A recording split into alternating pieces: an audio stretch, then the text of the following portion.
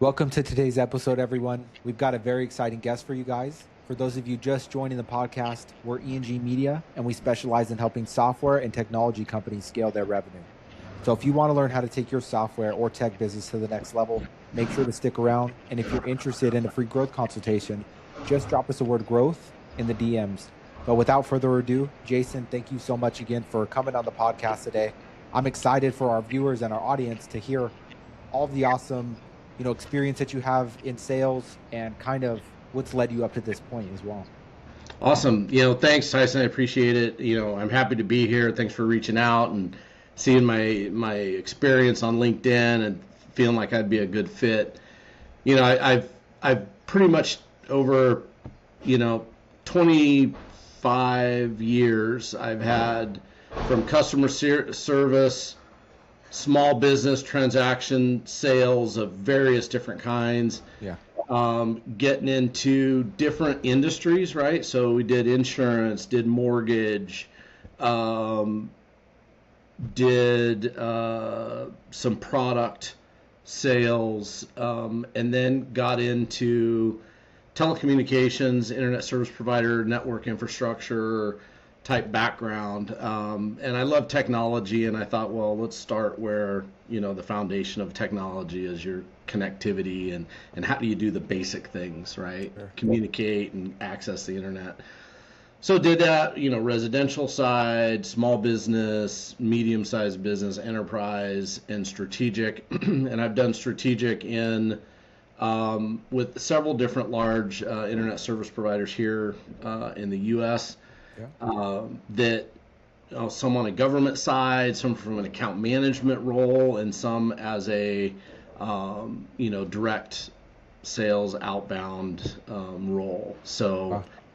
I think I've seen it all. Yeah. So I'm happy to help and share my experiences. Hopefully it helps. Absolutely. I mean, yeah, over 20 years in the space. I mean, there's definitely a ton of insights that I think you could share with our audience. And I know, people that I've talked to in the software and technology industry specifically always have, a multitude of different questions around sales and really kind of the best practices. So with, really with that in mind, and especially the experience that you have, at the enterprise level, what would you say are maybe some fundamental pitfalls or even best practices that businesses have around really like the way they think about selling, but then also even like managing and training up, a sales team?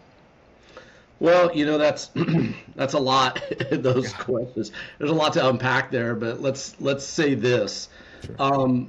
First, I think that in my belief and my terminology, there is a distinct difference between sales and consulting or business development. And I think it's all based on your approach, right? Sales is more, hey, buy my thing, and you're pitching, and because you need it, and it's more aggressive, and it's more transactional, and it's more, hey, buy from me because X, Y, or Z.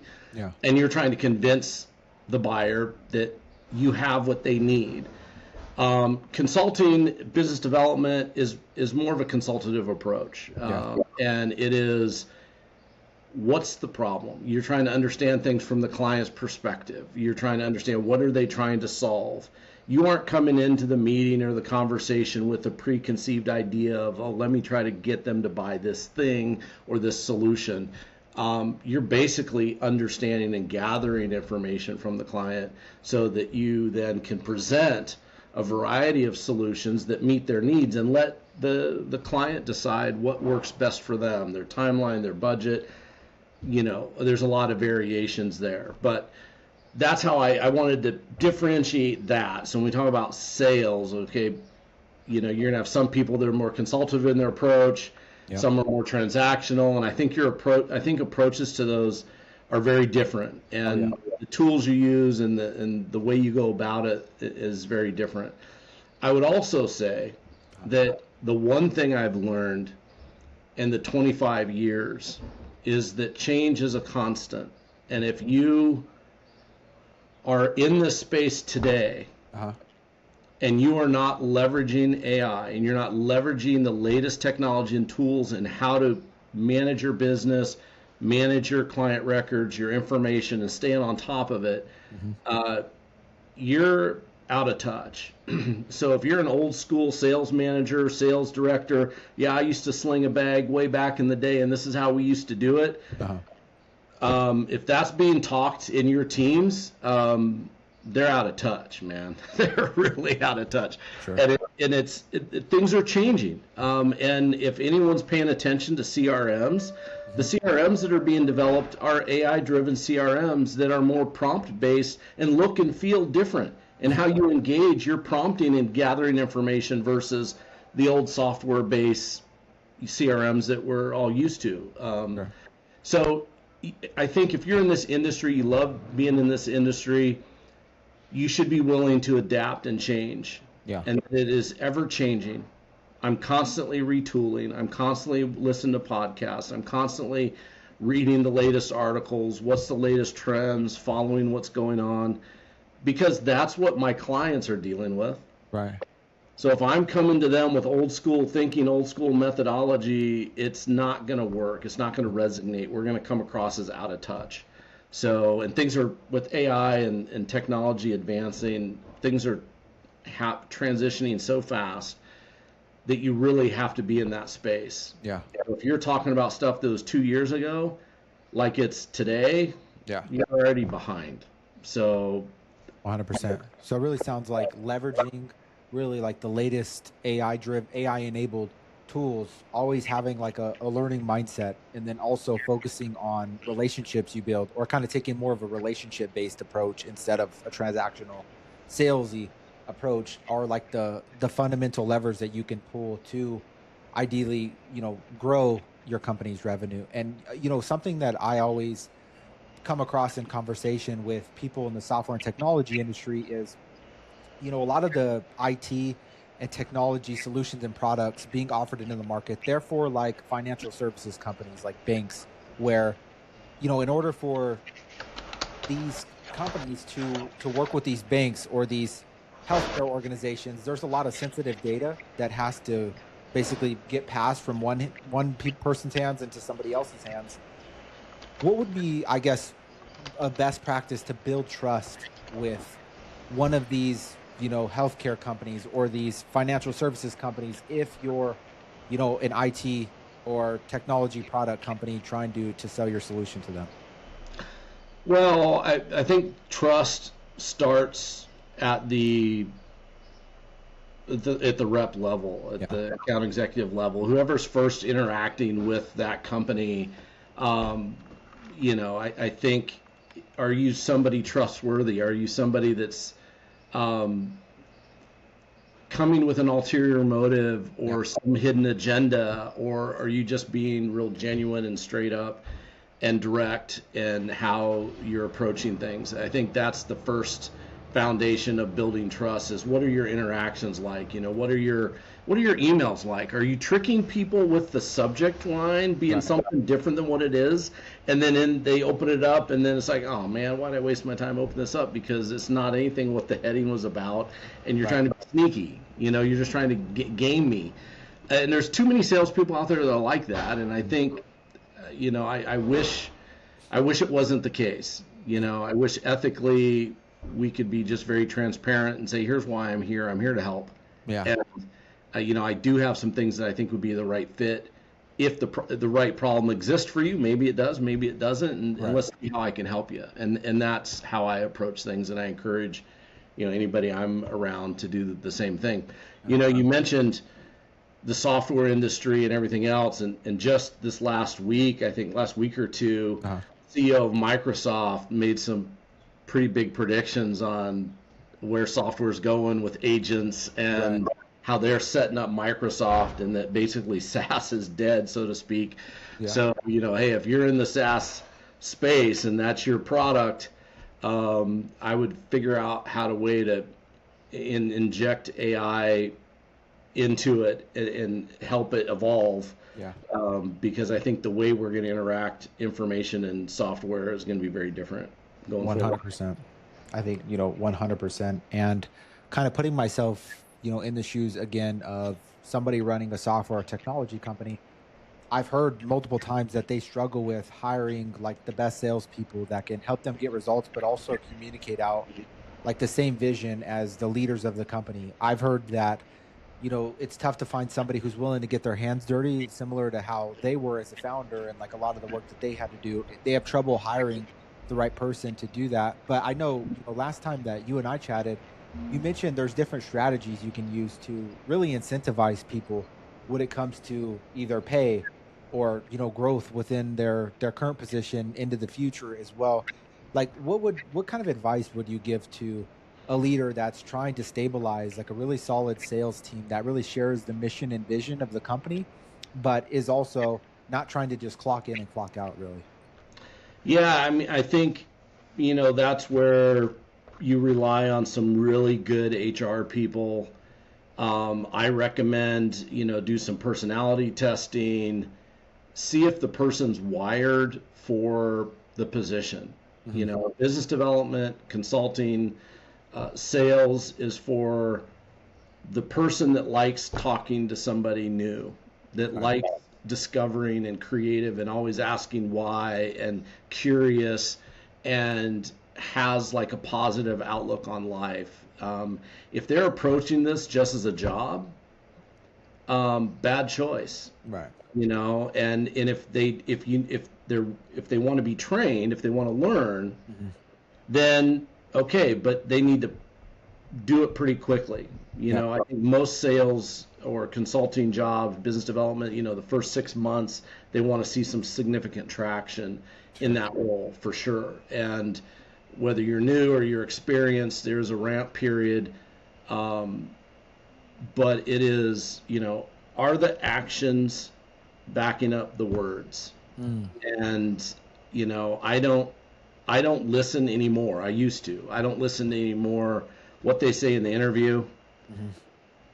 what I read on their resume, because that all can be scripted, Yep. fake, and you actually get them on payroll and in the position and then go out and generate. And then they're like, oh, I need this tool. I need that tool. I need this. And it's like, well, what do you need just to have a conversation with somebody new?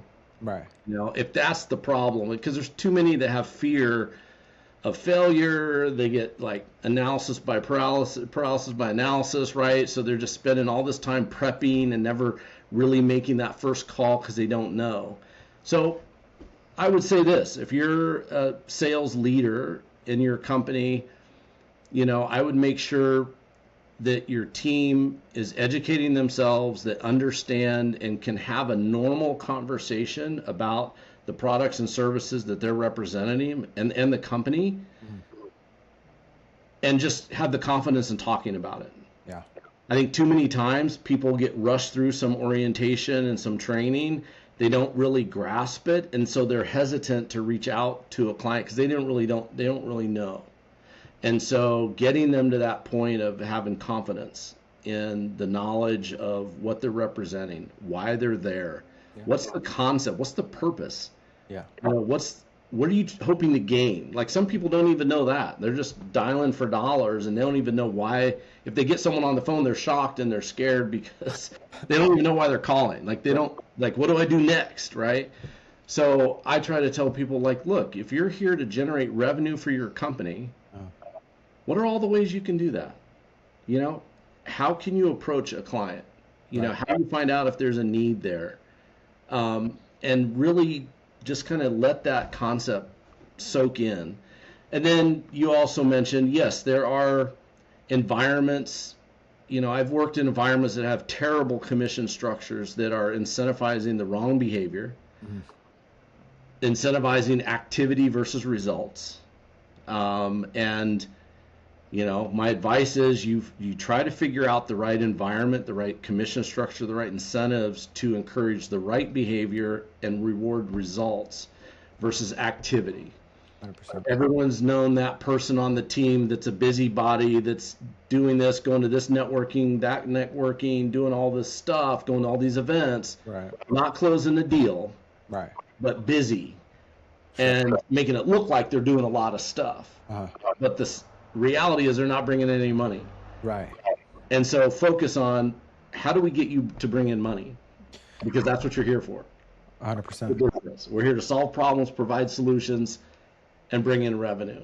Yeah. And everything you put together in that environment should be to gear and motivate towards that than anything else. 100%.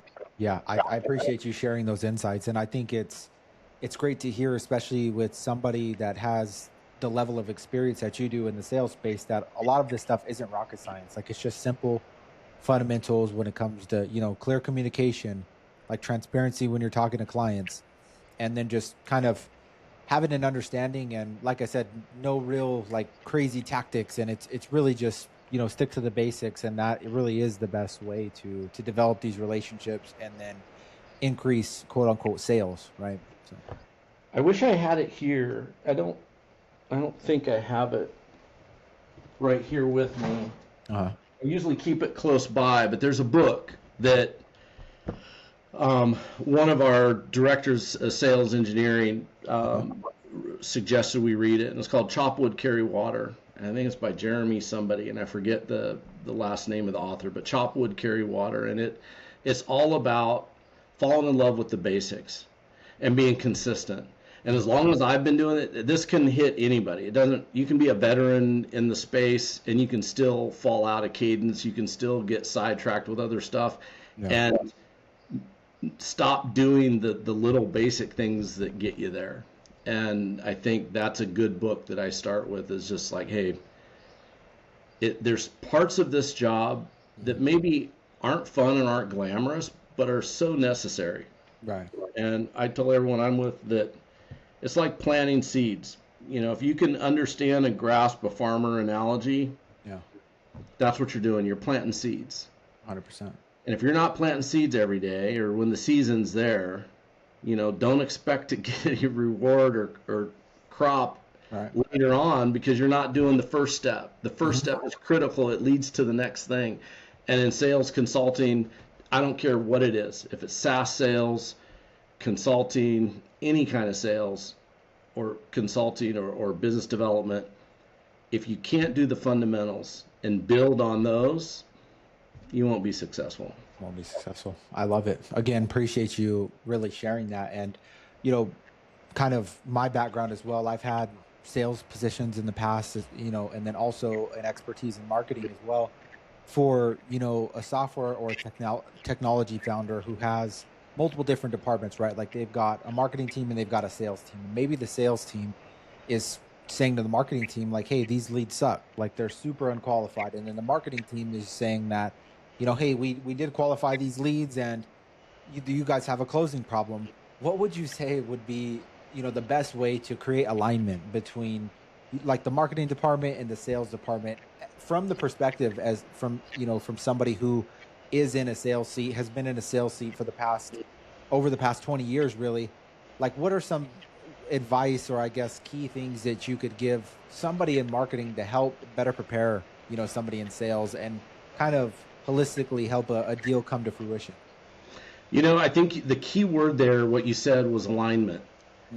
And anytime you have those type of conflicts between sales and marketing, leadership has not built an environment of alignment between the two. And in my mind, you can't have one without the other. And I think they're equally valuable, because if you have a good marketing department, they're collaborating with the sales folks and say, hey, how can we present this? How can we put this to give you the best light when you step out there and interact with what would you like to see? There should be some collaboration. But like you said, too many times, somebody who isn't a marketing person and who's not a salesperson is creating these silos within their company. And they're saying, oh, let me hire this marketing person over here, and you're in charge of this over here, and you do this thing. You run this play. And then, okay, you're a great salesperson. Okay, you here, get your team, and you guys go do this. And they do these two separate things. And I've seen it, I've worked in it, and all of us that are in that position as an individual contributor are like shaking our heads and like, these leaders are morons, because what are they doing? Like, we're working against each other. Mm-hmm. And so much of the especially with technology, especially with all of the online marketing and SEO and all of these things of, okay, your website and how are you, social media, and how are you engaging with your clients, and what kind of information are you putting out there? Right. If your marketing and sales teams aren't in alignment and aren't having regular meetings together, then you're going to get in a situation where marketing is saying this, Yeah. salespeople are saying something else. Right. And even if they're both right, if they're not saying the same thing, it's confusing the client. 100%. If the client starts seeing something on the website and then talks to a live agent or a live person, Yeah. and the information's different, you lose trust. Right. I'm getting two different messages. I don't trust that. I'm going to go with the company that's got their marketing and their sales messaging together. 100%. Yeah. No, it's just like being out of alignment really sounds like that's the key to issues that a lot of companies face. And, regardless of the level of the size of the company as well, I think that issue is fairly present across a multitude of industries and has been that way for really a while. And kind of transitioning here as well to like the sales cycle. You always hear that, B2B sales cycles are usually longer than an average sales cycle would be. And I really think that's because you've got to find ways to get in front of decision makers in a meaningful way. Like always lead with value, kind of from the first touch point all the way up until a deal is closed. Do you have any key tips, or even if it's just telling people to stick to the basics, in relation to like maybe helping reduce some of those longer sales cycles? Like I'm assuming if you can help build trust and credibility with the ideal client profile that you're targeting, like that's might be something that can reduce, a super long, what would be a super long sales cycle. But do you have any feedback or key tips on your end? Yeah. I mean, to me, the sales cycle goes in line with how big of a client you're dealing with. Because if you're dealing with a small business and the person you're talking to is a decision maker right away, Mm-hmm. that sales cycle should be relatively short. Right. It shouldn't take too long based on what their needs are to Yeah. present some sort of solution. And maybe it doesn't fit into this year's budget. Maybe it fits into next year's budget. Great. But you're right there. But as you move up in the larger businesses, enterprise, the larger the company, Mm-hmm. the more people involved, the more people need to weigh in. There's no way you can shorten that. Yeah. And I've been in a strategic role where I've had managers and directors that have come from a small business space Mm-hmm. that think transactionally. Mm-hmm. And they're like, well, why aren't you, let's get more stuff in this month. Right. And it's like, we're in strategic. It's like turning the Titanic. Right. It's like, anything we are closing today Yeah. was started 6 to 12 months ago. Wow. So that's just the way it is. And it's not, you can't really shorten that because you want to respect the client's process, like their process and how they go through and procure new services. They probably have some vendor procurement process that they have to follow Right. internally, and different people have to review, and then there's legal that has to review the contract, and that could take who knows how long. And so it's just, there's things that make the sales cycle longer that you just can't cut out. And so I think the problem typically happens is when you have leaders, executive directors, that don't understand sales cycles, and they want stuff to happen like this, but they're in a bigger sales cycle space. Right. And that's where you see conflict. Smaller business, you should be able to move things along in 30 to 90 days. You get up into strategic, you're 6 months to a couple years maybe, depending on if you missed out on a budget cycle. I got If you. they're going to do a big thing, they're not going to do a big thing every year. Because understand, if you're selling to a big company, to implement whatever it is you sold, whatever solution you sold them is going to take time to implement. Mm-hmm. And if it's going to propagate throughout the entire organization, it may take 12 months to implement that solution, or longer. And then, then they want to see ROI. Then, it needs to be in place, and then we need to see a return on what we just put in place. Yeah. So they're going to want to next year, in 2 years, rip and replace or change it again. They're just, they want to make tweaks. And so Gotcha. For sales cycles, Yeah. that's kind of the deal. I think if you have any hope of shortening the sales cycle, is don't waste time. Have a sense of urgency as the individual engaging. Like, understand that now it's an omni-channel approach in how you engage with the client. Mm-hmm. You're going to be doing emails, social media, phone calls, whatever, and you're going to do that multiple times throughout the organization to multiple different people over a course of like 45 days to try to make any meaningful connection and to see if there's any opportunity of building a relationship. Wow. That's just a reality. Now, that's with a larger organization where you have to do that. If you're dealing with small business, it could be relatively quick. But, are you reaching out 1 or 2 emails and then that's it and you give up? Right. And you try again in a month? Or are you actually intentional 100% about how you're doing it? So yeah. No, I love that. I think really what I took from that was like focus on what you could control, like as far as how you're contributing to adding to an increased sales cycle, and kind of let them go through their process, because you wouldn't want to rush anybody into anything. And then that way everything is kind of done correctly. And then also it really just depends kind of on, the industry that you are in. And so having the right people in place to hit an organization from an omni-channel approach to where they're engaging with prospects in a meaningful way. And then also having somebody maybe in a sales seat that can really build and develop a relationship with an organization is the most important things. Again, just sticking to the basics and really the fundamentals is what's going to lead to the results. I'm glad to hear that there, again, isn't really a major like secret sauce to it, right? So.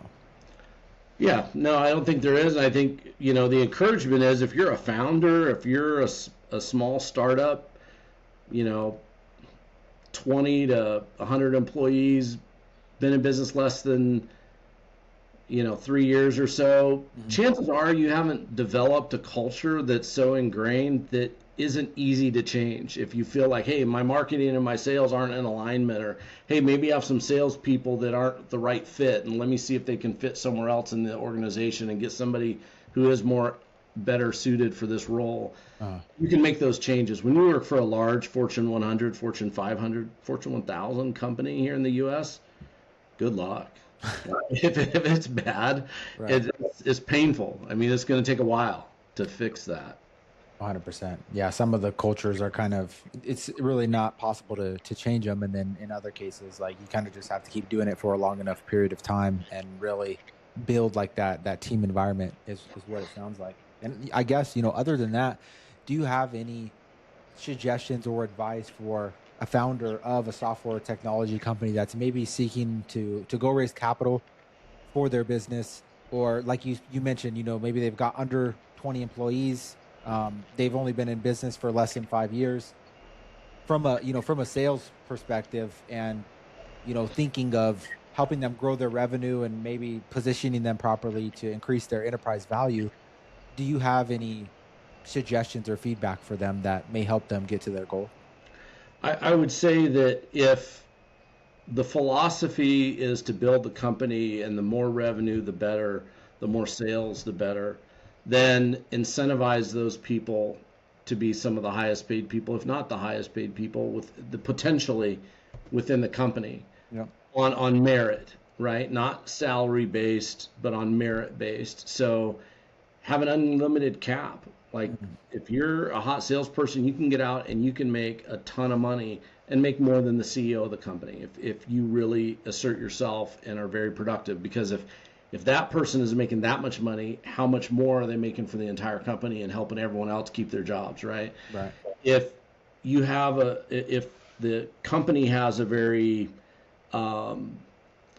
anti-sales commission approach and says, well, you know, the C-suite should be the ones that make the most money, and we need to cap this here, and let's do salary, and let's everybody pretty much work for the same, and maybe you'll get a little bit of a commission incentive. Mm-hmm. I've never seen that work successfully in a company. Wow. In the U.S., just because the motivation isn't there to make more money, and you get people that are complacent. They get to a point where they get their bills covered, Mm-hmm. and there's really no incentive Yeah. to do more. And I think this is one area where small companies, if they really want to get their sales up and they have some good people, maybe take another look at your commission structure and maybe sit down with them and say, hey, what would help motivate? Yeah. Obviously results based, right? You got to close good deals. It's got to be quality revenue coming in the door. But if you do that, what's going to encourage you to go out and want to do it again, quicker, faster? 100%. Yeah. I And love put the that in advice. place, right? 100%. Yeah. So really just a commission incentivized payment structure within your organization will help you grow and hit your revenue targets a lot better. I think that advice is priceless, you know, and if there's anybody that's watching this podcast that maybe they stumble across it on LinkedIn or on YouTube and they want to reach out to Jason outside of, you know, your guys' business's website, what would be the best social media platform for them to go and connect with you? I'm always on LinkedIn. So LinkedIn's always open. I recommend people ping there. If you know, they're more than welcome to look at my calendar, book a meeting. I'm happy to help in any way I can. Awesome. Yeah. And you know, something, and again, I'll be sure to include links in the description of this video to your social media, your website. I highly recommend you guys go check out all the awesome things that Jason is working on. You know, maybe if you do have a question, drop it in the comments of this video and Jason and I can answer it. I would love to maybe bring you back on as well, Jason, and, you know, share some more insights into the experience that you've gained within the sales space, if that's something you might be interested in. Absolutely. I've enjoyed being here, and I'd be happy to be a guest anytime. Awesome. So, I mean, there you guys have it. Jason, thank you so much again for your time and for your insights today. And we'll catch you guys in the next video. Thanks, Tyson. Appreciate you. Absolutely.